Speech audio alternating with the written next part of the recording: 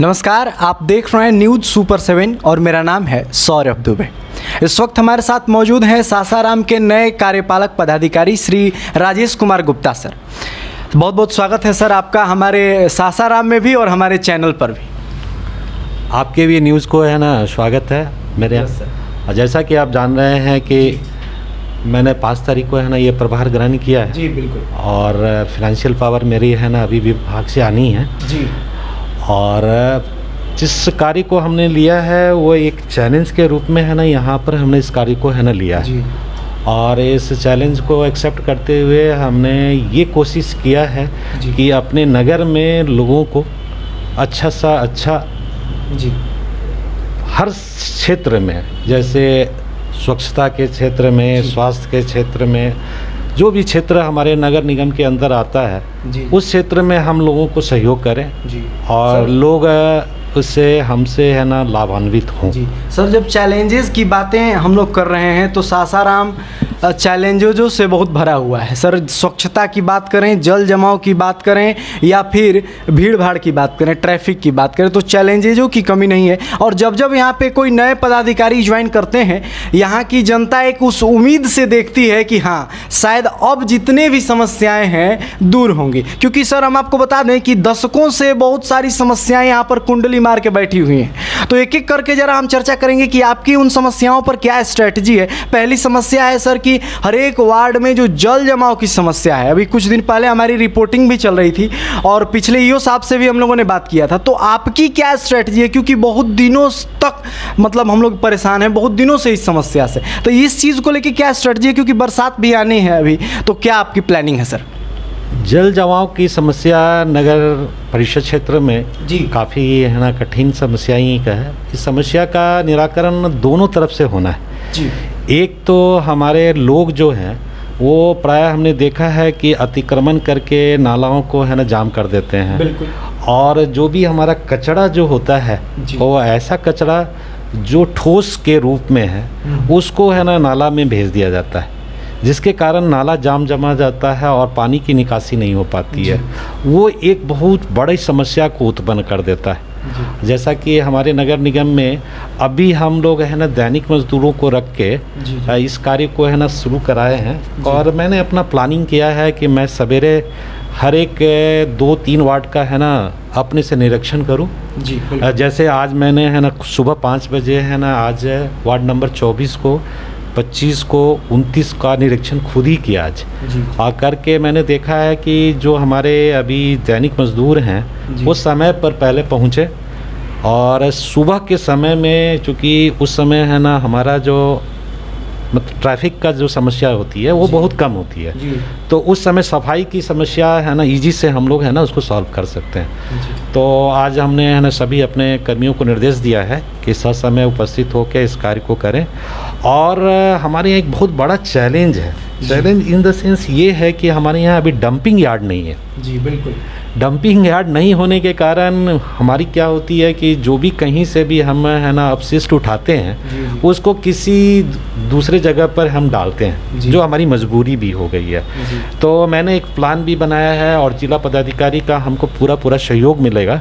और उन्होंने ये इस बात को प्लान को देखा है, मेरे प्लान को देखा है। उन्होंने कहा है कि आप इस प्लान को बनाइए और विभाग से हम उसके लिए ज़मीन का मुहैया कराएंगे। और जो मशीनरी है वो मशीनरी एक ऐसा मशीनरी है कि जो हमारे अपशिष्ट को सेग्रीगेट करेगा, सेग्रीगेट करके उसका ठोस वाला पार्ट को अलग करेगा और जो उसमें से डिकम्पोजिस होने वाले जो पार्ट होते हैं उसको हम लोग है ना वो फर्टिलाइज़र के रूप में मैन्योर कहिए उसको, फर्टिलाइज़र नहीं कहिए, मैन्योर कहिए, मैन्योर के रूप में हम लोग उसको यूज़ करेंगे।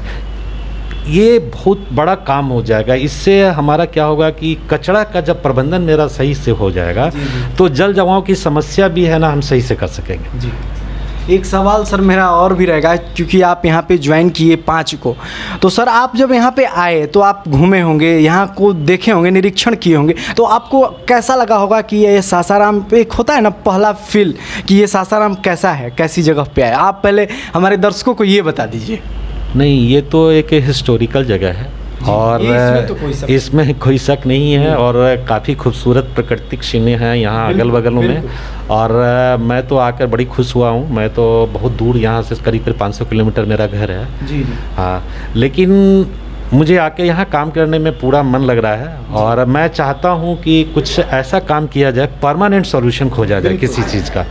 कि जल जमाव की समस्या ऐसा है कि जब तक परमानेंट सॉल्यूशन अगर नहीं किया जाएगा तो हर एक साल ये समस्या बनी रहेगी। और समस्या का निराकरण है ना ऐसे ही करते रहेंगे और उसमें हमारा व्यय भी ज़्यादा होगा जी। और लेकिन सही रूप में उसका निराकरण नहीं हो पाएगा। तो परमानेंट सॉल्यूशन खोलने के लिए या खोजने के लिए दोनों पक्ष, हमारे लोग जो हैं उनका भी जागरूक होना बहुत ज़रूरी है।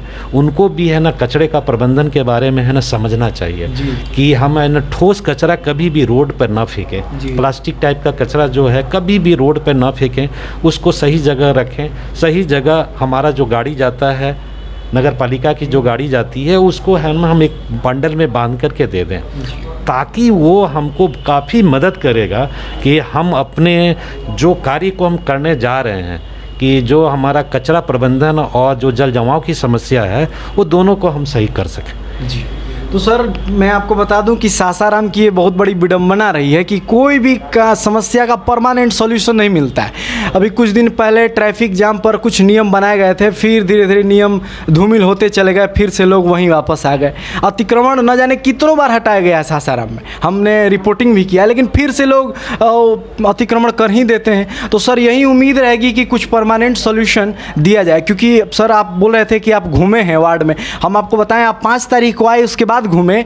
आप उसके पहले थोड़ा आए होते और घूमे होते तो आप शायद सचमुच में परिचित हो पाते हमारे सासाराम से, क्योंकि हमारी टीम घूमती रहती है। मतलब कि सर आपको हम बताएं कि जल जमाव की इतनी विकट परिस्थिति है कि कोई भी जो सॉल्यूशन है वो काम नहीं कर रहा है। तो इसके लिए कुछ परमानेंट सॉल्यूशन किया जाए, यही अनुरोध रहेगा। और सर दूसरा चीज़ ये है कि ये जो ट्रैफिक है जो आप सासाराम में अभी तो नहीं देख पाए, लेकिन आप देखेंगे धीरे धीरे रहते रहते, इसके लिए भी कोई ना कोई एक उपाय होना चाहिए। बहुत सारे नियम बनाए गए थे, हम लोग भी मीटिंग में थे, लेकिन फिर धीरे धीरे वो सभी नियम ख़त्म हो गए हैं। कोई नियम ग्राउंड पे नहीं दिख रहा है। तो उसके लिए भी कुछ आपका प्लानिंग हो तो ज़रा बता दिया जाए।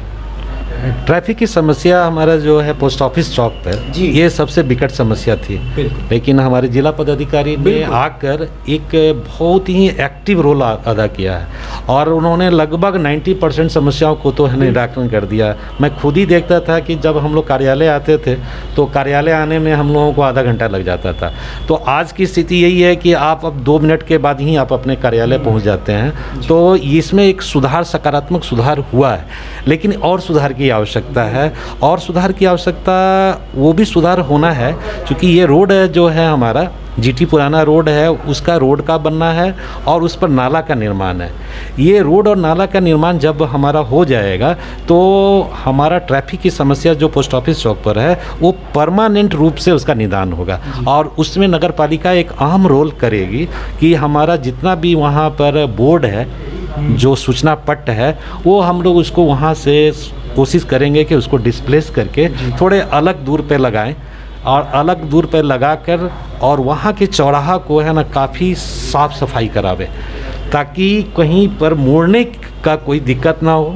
और जो अवैध रूप से वहाँ पर है ना फल वाले लगा देते हैं या ठेला वाले लगाते हैं, उनको कई बार समझाया गया है पीछे वाले पदाधिकारियों के द्वारा, लेकिन थोड़ी शक्ति भी उन पर है ना बिल्कुल ज़रूरी है और सख्ती धीरे धीरे की जाएगी।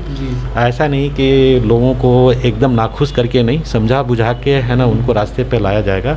और फुटकर विक्रेताओं को कुछ परमानेंट उसका भी उपाय हम लोग सोच रहे हैं। जिला पदाधिकारी से इस मामले में भी हम लोग है ना डिस्कस करेंगे कि फुटकर वाले लोगों हैं, ठेला वाले लोगों का है, कहीं अस्थायी रूप से उसकी व्यवस्था की जाए ताकि इस समस्या का है ना निदान किया जाए। दरअसल लोगों में जागृति जो है ना बहुत ज़रूरी है। कोई भी समस्या करने वाले 100 हैं और निदान करने वाले 1 आदमी है। तो समस्या उत्पन्न करने वालों को भी इस बात को समझना पड़ेगा कि निदान करने वालों की बहुत कमी है। तो हम समस्या उत्पन्न न करें, अगर उत्पन्न नहीं करते हैं तो किसी को समस्या सॉल्व करने की ज़रूरत ही नहीं पड़ेगी।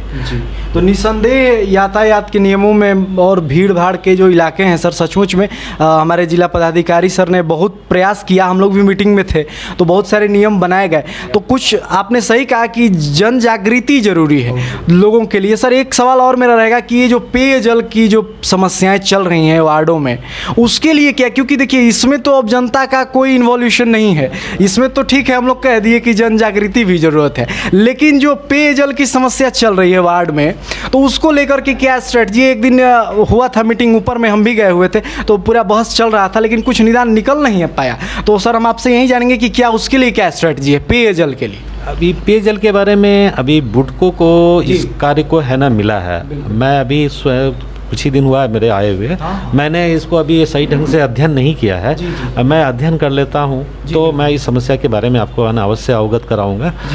तब तक मैं इतना कहूँगा कि पेयजल हमारे लिए सबसे इम्पॉर्टेंट है ना विषय वस्तु है, और इस विषय वस्तु पर जिला पदाधिकारी महोदय का पूरा निगाह है।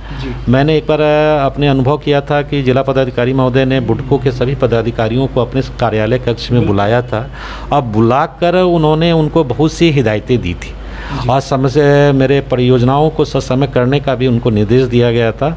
और जिला पदाधिकारी ने उनके विरुद्ध हम विभाग में भी इस बात की सूचना भेजी है, और उसमें एक टाइमलाइन उनको फिक्स किया गया है जो मेरी जानकारी में है। उस टाइमलाइन में अगर वो परियोजनाओं का कार्य पूर्ण नहीं करते हैं तो उन पर है ना आवश्यक रूप से कार्रवाई है ना करने का जिला पदाधिकारी का निर्देश होगा, और हम लोग कार्रवाई करेंगे। सर बहुत बहुत धन्यवाद सर, आप हमारे साथ जुड़े और बहुत सारी बातें हुई। तो आप सुन रहे थे राजेश गुप्ता सर को, जिन्होंने बहुत सारी बातें की और एक उम्मीद की किरण सासाराम की जनता के सामने रखे हैं कि जितनी भी समस्याएं हैं उन सबको स्टडी करेंगे और उन सबको सॉल्व करने का प्रयास करेंगे। आप यूं ही देखते रहिए न्यूज़ सुपर 7, हम हर पल की खबरें आप तक पहुंचाते रहेंगे। तब तक के लिए आप हमारी पूरी टीम को दीजिए इजाज़त। धन्यवाद। धन्यवाद आप लोग सभी को।